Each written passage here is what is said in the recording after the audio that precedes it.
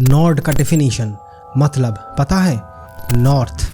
इसीलिए इन्होंने east west south को छोड़ दिया, खासकर कैमरा सेक्शन में।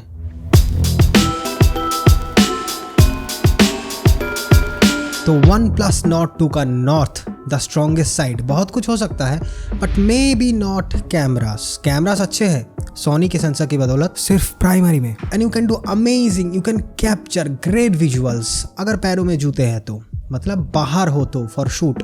बट इंडोर में इसके कुछ नखरे सामने आ जाते हैं, जिसको पीछे धकेल के शूट करना मुश्किल तो नहीं है अगर तुम गलतियां नहीं करोगे। और गलतियां खासकर शुरू होता है एक्सपेक्टेशन पे, जिसका एक और नाम अतिरिक्त इच्छा है। कुछ लोग इसे AI के नाम से भी जानते हैं, जो इस फोन में भी है। दूर रहो।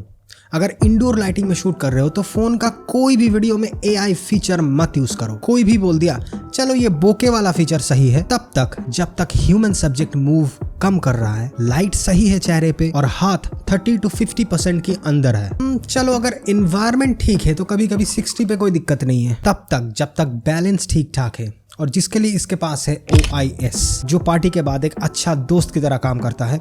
और यहाँ पे फुटेज को स्टेबलाइज करने में स्टेबलाइज तो होता है, बट तुम उसे कंट्रोल नहीं कर सकते। नॉर्मल वीडियो मोड में हर टाइम स्टेबलाइजेशन ऑन, बट दिक्कत क्या है इसमें? वेल ज्यादा कुछ नहीं, तुम्हें बस सेंसर का फुल पावर नहीं मिल रहा, फुल फ्रेम नहीं होगा, जिससे अगर कोई पर्टिकुलर स्टाइलिस्टिक शॉट्स में तुम्हें शेक चाहिए वो और ये नखरा खत्म होता है मूवी मोड में आके, जहां पे तुम इस फीचर के साथ बाकी सब कुछ कंट्रोल कर सकते हो FPS को छोड़ के।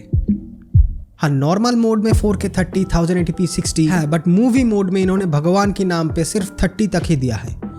30 तक बोला, सिर्फ 30 ही दिया है, वो भी तुम अगर इसके कुछ रूल्स को फॉलो करके चलो तो। कैसा रूल्स? शटर स्पीड को 1/30 के नीचे मत रखना। उससे क्या? उससे तुम्हें कुछ कमाल के FPS लाइक 17, 12, 10 फ्रेम्स पर सेकंड्स देखने को मिलेंगे, because of shutter angle rule.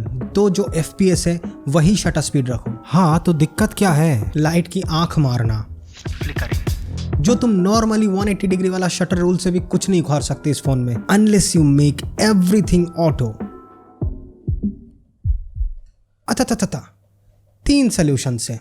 Number 1, do not shoot directly to the light in the movie mode, उसके लिए नॉर्मल ले लो। नंबर 2, अगर मूवी मोड में लाइट के ओर शूट करना ही है तो उस लाइट के ऊपर टैप होल्ड करके लॉक कर दो एक्सपोजर को, तो ISO एंड शटर स्पीड को जादू से ठीक कर देगा उसे, एंड लॉक रहेगा, but you can not change them for the entire take. दूसरा पॉइंट लंबा हो गया, इसलिए तीसरे के लिए टाइम नहीं है। बट अगर टैप लॉक ही करना है तो मूवी मोड क्यों? नॉर्मल में तो ये भी होता है, because you can still control the white balance and manual focus. इन दोनों से ना तुम एक्चुअल सिनेमाटोग्राफी का खेल दिखा सकते हो, जो अगर सही तरीके से हुआ ना तो क्वालिटी कैमरा में ही टॉप नॉच लगेगा, जो थोड़ा कम हो जाता है नॉर्मल मोड में। और ये दोनों ही तुम बाहर लेके आ सकते हो इस कैमरा से, अगर शूट के टाइम वो सारे चीजों को यहाँ पे रखो। एक टूल या टेक्निक से प्रॉब्लम हो रहा है तो दूसरे पे शिफ्ट हो जाओ फॉर दैट टाइम। 1, 2, 3 को मिला के यूज करो। ये मिक्स एंड मैच वाली टेक्निक अगर ठीक तरीके से टूल्स पे यूज करोगे ना तो ये ब्लेसिंग्स की तरह काम करेगा, सिर्फ टूल्स पे ही। ब्लेसिंग से याद आया, Deepanshu, one of my viewers, sent me this amazing sketch. Thank you bro, I will hang my self this, I will hang this on a wall. बस और क्या, ऐसा सपोर्ट तुम लोगों का है इसीलिए। बट ऑलवेज रिमेंबर, दिशा नहीं मिल रहा, खो गए हो तो ऑलवेज गो फॉर नॉर्ड, क्योंकि शुरुआत कहाँ से भी हो, एंडिंग हमेशा मैच हो ही जाता है अच्छे स्टोरी में। Did I tell you the definition of nord? मेरा रियलिटी इससे थोड़ा अलग है।